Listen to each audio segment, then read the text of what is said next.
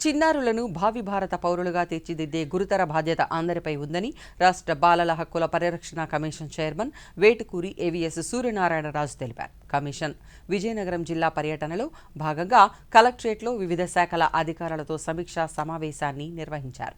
ఈ సందర్భంగా ఆయన మాట్లాడుతూ 2047 నాటికి భారతదేశాన్ని ప్రపంచ దేశాలలో నెంబర్ 1 స్థానంలో నిలిపేలా నేటి బాలలు ప్రయోజకులుగా ఎదిగి వికసిత భారత్ సాధనలో భాగస్వాములు కావాలని పిలుపునిచ్చారు.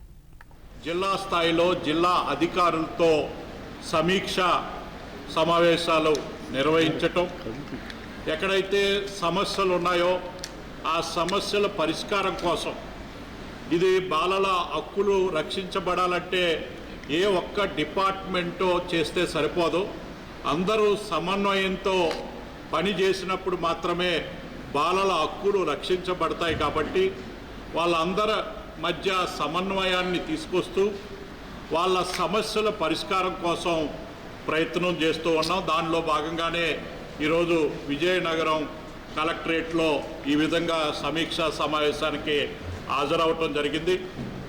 ఏదైతే బాలలకి గౌరవప్రదమైన జీవించే హక్కు, అలాగే విద్యా హక్కు, అలాగే వాళ్ళ సంక్షేమం అభివృద్ధి కోసం మా బాలల హక్కుల కమిషన్